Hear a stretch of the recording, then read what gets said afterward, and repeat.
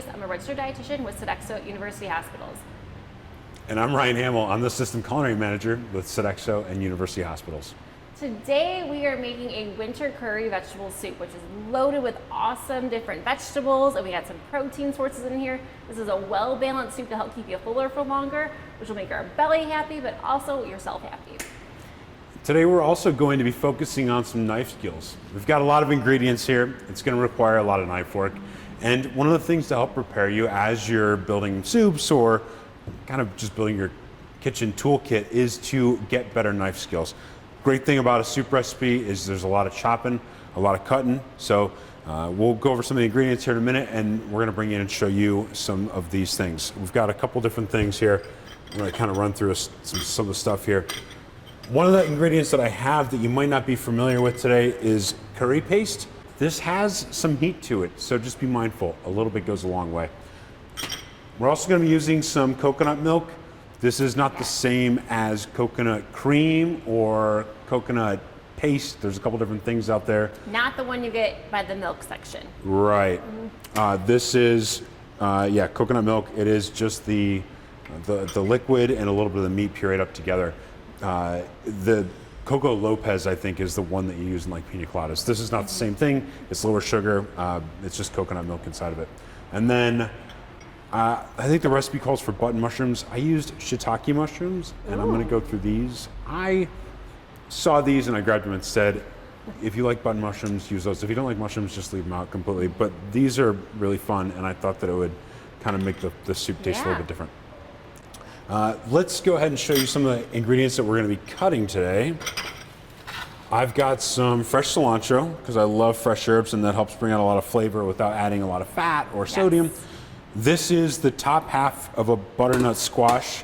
I guess you could imagine the bulb part was down here. I peeled it just to make things go by a little bit quicker today, but we'll go into all of that here in a little bit. I've got a sweet potato. You could sub out the butternut squash with a sweet potato, but I just wanted to show a variety of ingredients today.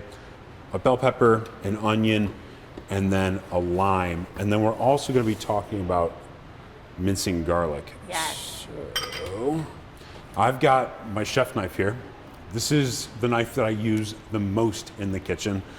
This is a cheap knife. I think that this was 12 or 13 bucks when I bought it, maybe 15 or 16 years ago.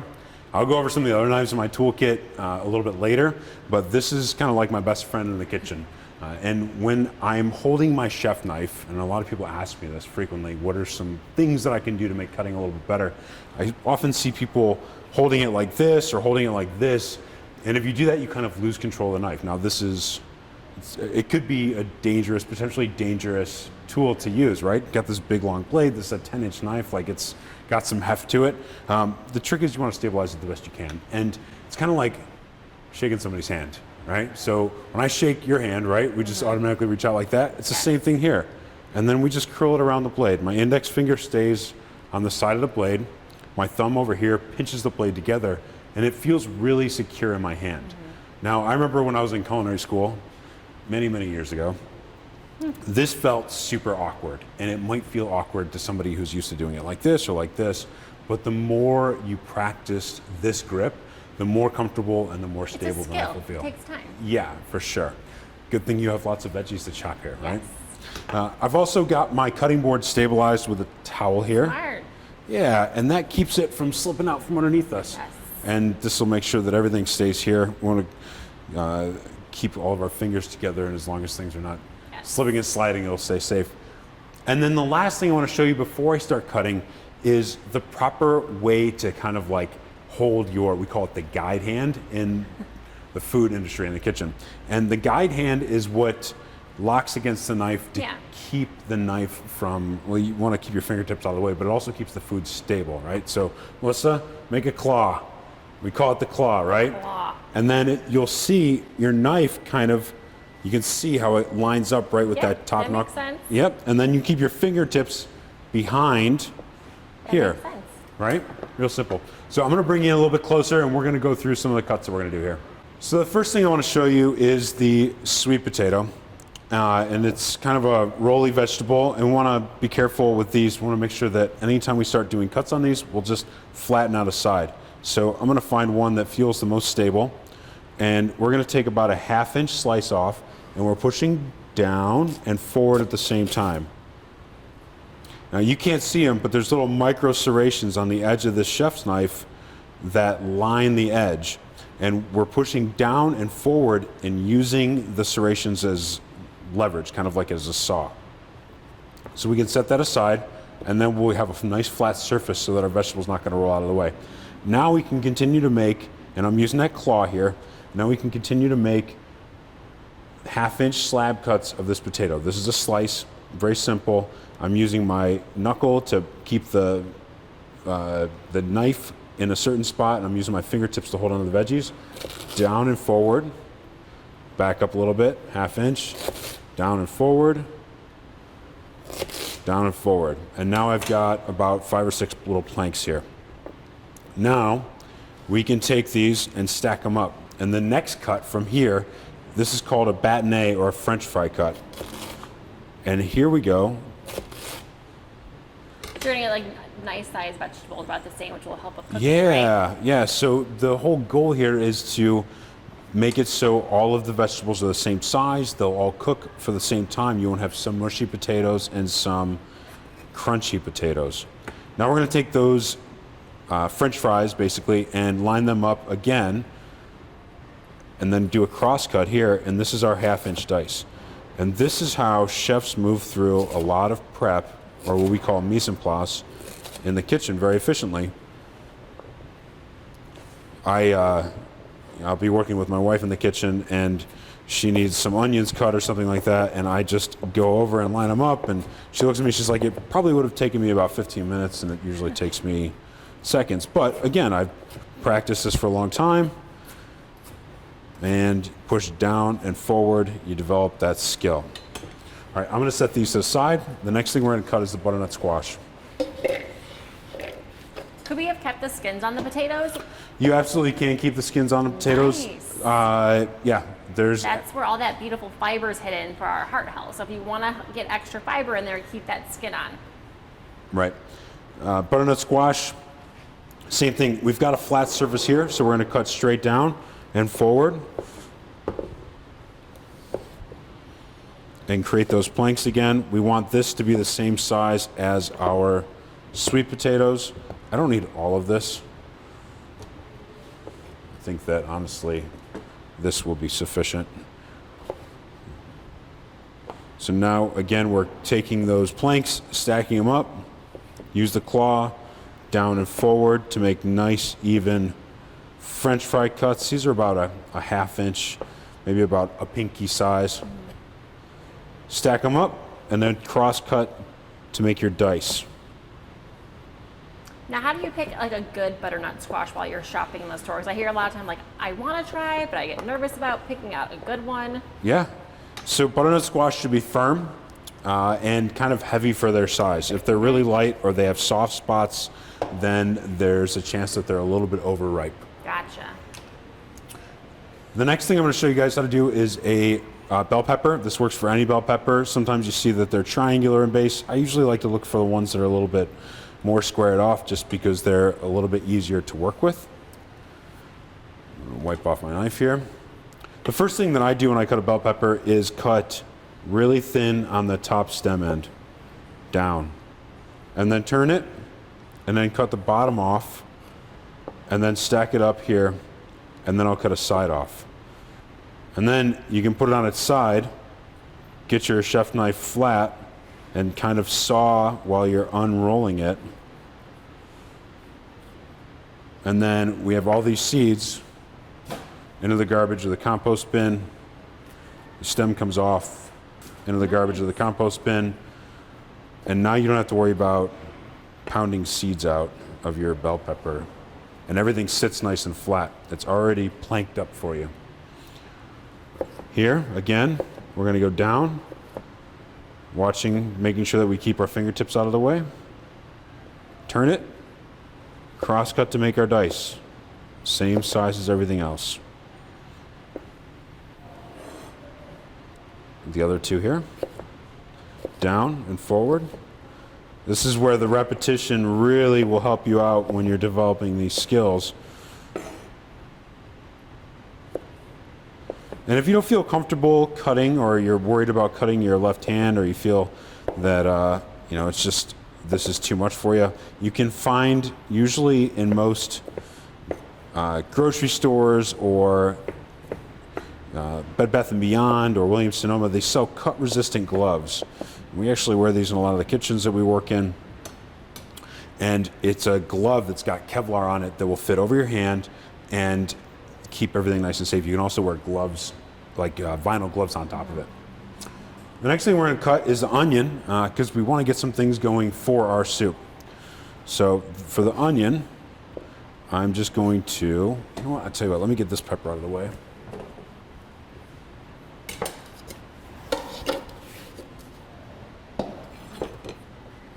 For the onion, we're just going to cut that stem end off and then cut straight down through the root. We're going to leave the root attached because that kind of creates a little handle for us. This onion needs a little soft spot in it, so I'm going to cut a little more off. And then we just peel it. The papery outside, I'll take that one off too. And we can kind of peel it right there. Same thing with the other half. I've got I know people ask me all the time, the trick to not crying when you cut an onion. What's the trick? Don't get emotionally involved with it. Oh, that's a dad joke. It's a dad joke. So when we take our onion, it's going to be flat here. We're going to get our hand flat on top of it and take our knife and just drag it. And you can get your, kind of hold the knife, the onion stable, drag it and push and create a little slice that goes almost all the way through, but not all the way through. It's still attached, right? Yeah. And then we'll do that again. And we're doing about a 1/2 inch, almost all the way through. And now, using our guide hand, our claw, we're going to cut down about a 1/2 inch, all the way through the cutting board with the tip, and then drag it through. And this process gives us, now we cut all the way down, and that gives us our dice. Oh my gosh, I'm going to use that technique next week for Thanksgiving. Yay! I've never seen that before. Right? Yeah, especially when you're making stuffing and you have to cut a ton of onions. Now, there's really very little waste when we do it this way. Just the root end.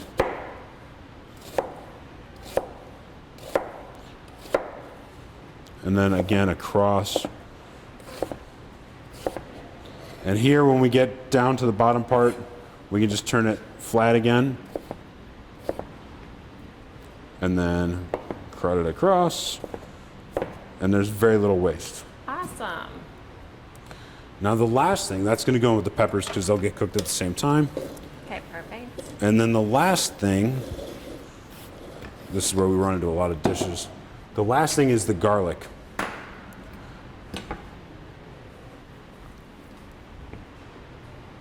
Now the garlic, and I've got 5 or 6 cloves here. I've taken the skins off of them already. You could buy it pre-peeled if you want. We're just going to take this little root end off.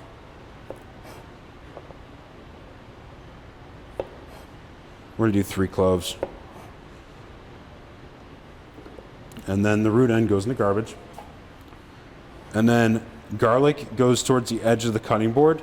Knife goes flat. This is a 10-inch chef knife. It's got a pretty hefty knife. Mm-hmm. Just pop it with the back of your hand. It'll smash. There you go. Right? And we're going to do that to all 3 of them. Sometimes with big cloves, I'll send it across the kitchen, but a little bit of practice will get it where you want it. And then scrape it into a pile. We're going to use that same motion, but we're going to go really fine here. And then we're going to turn it sideways, just like this. And this is how I cut garlic every time. Cut it across. Get it back into a little pile, push it off the blade. And then we're going to hold the blade with a flat hand. You don't want to do it like this. You want to make sure you keep your fingertips off of it. And press the tip of the blade into the cutting board and go back and forth, kind of pivoting and pressing down. And this is going to help mince the garlic. This is called mincing.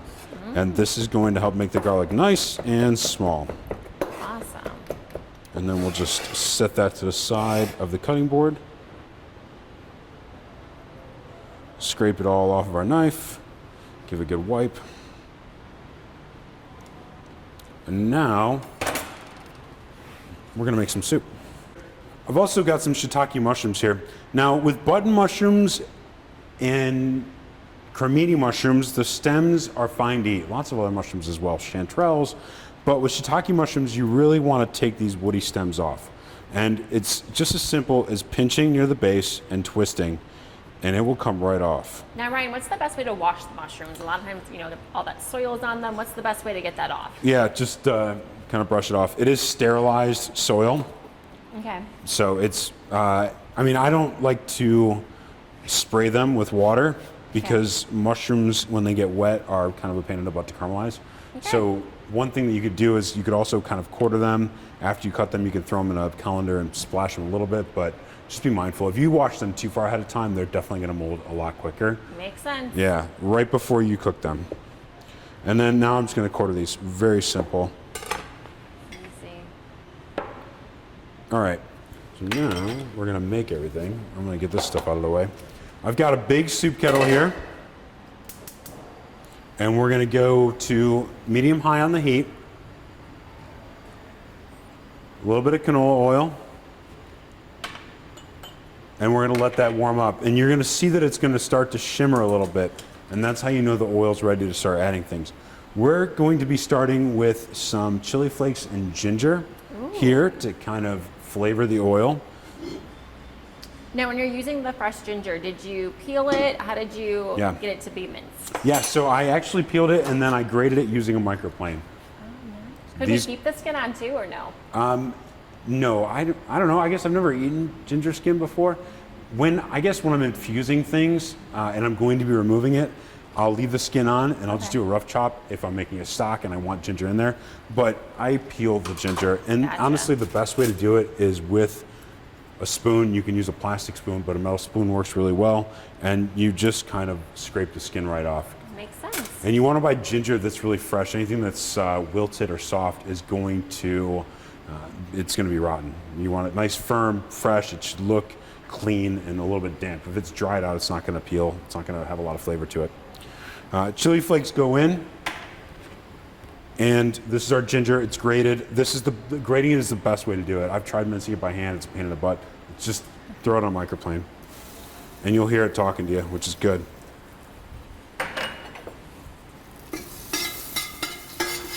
And we'll just kick that around a little bit. So this soup is really cool because it's using all these great ingredients which help our immune system. Like the ginger is great for building our immune system up. There's all these great vitamin C rich foods like our tomatoes we're gonna use. Our red bell pepper is in there. So people think vitamin C and they think oranges, but actually red bell pepper is one of the highest concentration of vitamin C. So this is a great immune boosting soup. You can see I'm getting a lot of steam coming off of here. I added the onions and the bell pepper before the ginger and the chili flakes started to burn. We're gonna give these just a minute or two till they start to soften. You're gonna hear my exhaust fan kick on. And then I've also got some carrots and celery that I've already chopped ahead of time. You saw me chop the sweet potato. Same exact thing with the carrot. It's a rolly vegetable. Cut a flat side, dice it the other way, you know, same thing. I like to peel my vegetables if they're going to be in the final product that I eat. So these carrots are peeled. If it was just gonna be stock or something like that, or stew, and I was gonna remove them later, I wouldn't peel them. I think that's probably old culinary teachings and old school way of thought. It's just the way I do it. Celery and carrots go in. And we wanna put a little color on these. And you're gonna see, now that we've cooked the peppers and onions down a little bit, some of the liquids evaporated and this stuff will caramelize really nicely. That's how we're going to develop some of our flavors.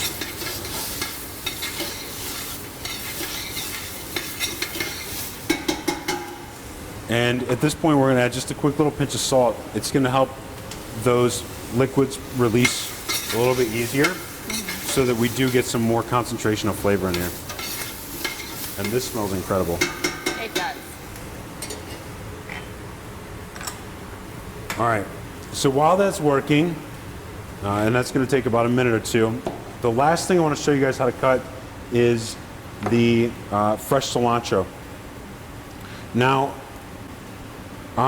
when it comes to like cilantro and flat parsley, I don't like to go through and waste a ton of time picking at it because the stems are really tender and totally edible. So for cilantro, we're just going to take the whole bunch and kind of pull it all together and get our fingertips really close to it, and then using that push down and forward method, cut it in really, really thin as we possibly can. Go slow, move your fingers a little bit at a time, push down, pay attention to what you're doing, and you're gonna get these really nice thin threads of cilantro.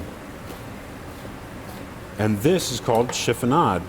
Oh. Or ribbon cut. And you can do that with fresh basil, with parsley. Just a matter of stacking. With fresh basil, you'll take it off the stem, you'll stack the leaves up, do it just like that. You can do that with lettuces too, chopped romaine. But going slow, pushing down, being deliberate is what gets you that nice ribbon cut or that nice chiffonade for your parsley and cilantro.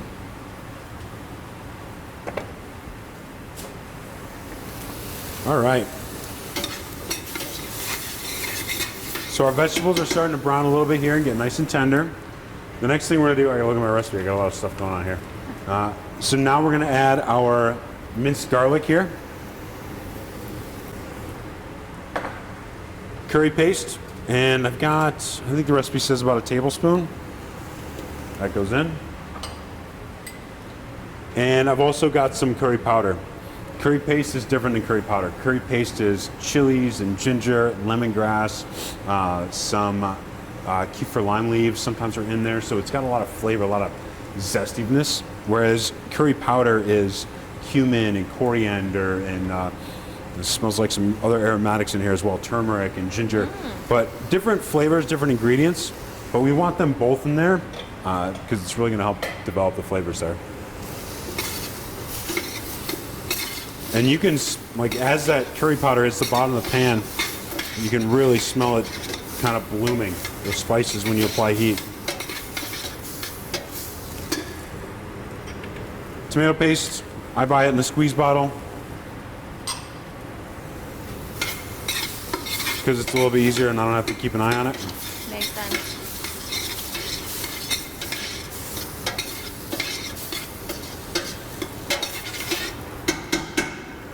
And then we're going to add our button mushroom, or I'm sorry, button mushrooms. I wrote button mushrooms on the recipe. We're going to add our shiitake mushrooms and our sweet potatoes and our butternut squash. This will all come together super quick once you have your ingredients kind of organized and put together. Like I mentioned earlier, this recipe is great because it uses all these great ingredients together. Like you're getting your fiber from all the vegetables, our beans that we're gonna add in. We're getting a little bit of fat from the coconut milk, and we're gonna have some pumpkin seeds in there as well. There's some protein from the beans too. So this is a great filling soup. A lot of times I see people just in counseling, they're like, I just had vegetable soup for lunch and I'm hungry an hour later. That's because you're still missing out on that protein, that healthy fat. So this soup kind of throws everything together. So it's really going to keep you fuller for longer. Like vegetable soup is great, but just make sure you're adding different food groups in there to kind of make it more of a balanced meal. Yeah, good. I've got some veggie stock here. This is veggie stock that I bought here at Dave's Teaching Kitchen, or at the supermarket. But you could make your own, very easy. You want to use aromatic vegetables, carrots, onions, celery, mushrooms. Don't use things like bell pepper or cruciferous vegetables like turnips or anything that's got some of those funky cabbage flavors in them. Cover it with water, bring it to a boil, reduce to a simmer, cook it for 2 hours, strain it out. This is store-bought. Look for something that's got low sodium in it. And you won't miss the salt with all these great seasonings you have in there. Yeah, for sure. And we did add a little bit of salt earlier, but we're going to be mindful of the amount that we add, just the very minimum. And we've got salt coming in other applications too. We've got the soy sauce that we're going to be adding, so we just want to be mindful of what's going in here. All right, this is going to come up to a boil. I'm going to reduce it to a simmer. We're going to give it about 15 minutes till the potatoes and the butternut squash stuff start to get soft. And then we're going to come back and we're going to add some more stuff to it. So we'll circle back here again in about 15 minutes. All right. Great, so our soup's just about ready. We're going to add a couple more things to this, and I'm going to talk about a couple of our knives that we have. I've got some chickpeas. We're going to add about a can worth. It's about half of this. And I've got some diced tomatoes,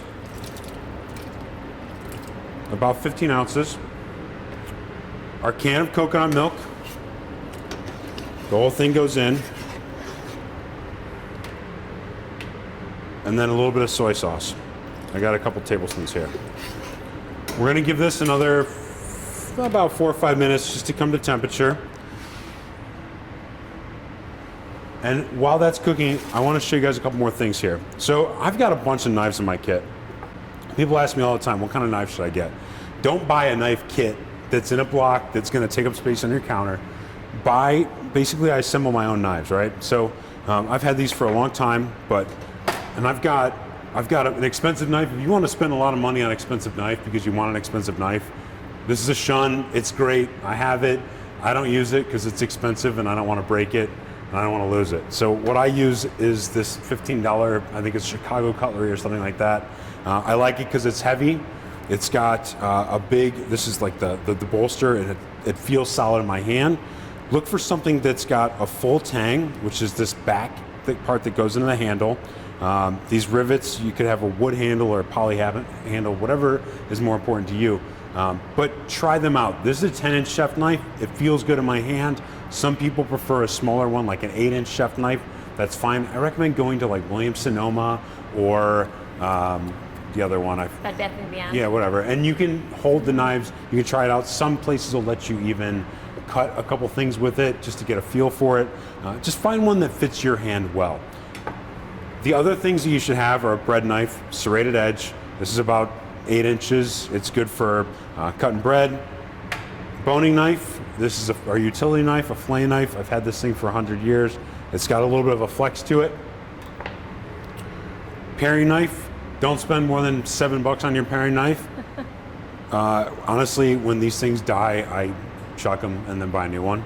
My microplane stays with me. I use this all the time for zesting or for grating ginger.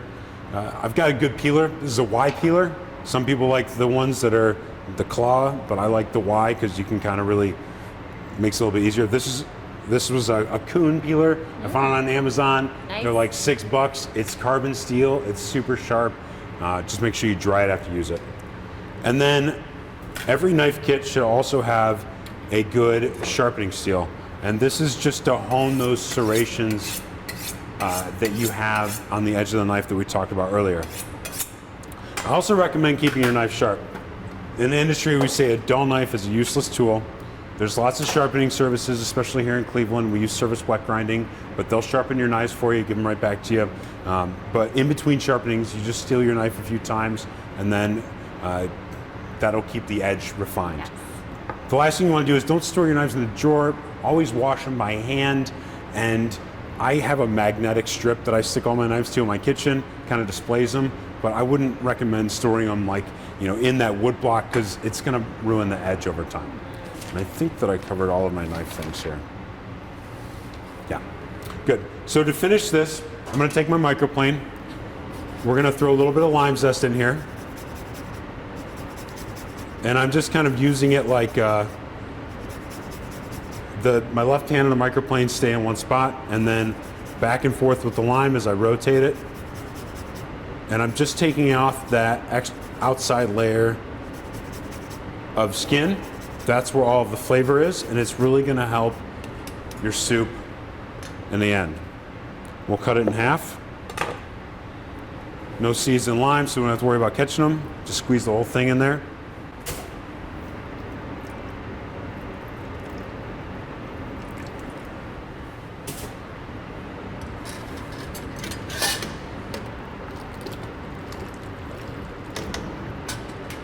I'm going to check it for seasoning really quick here.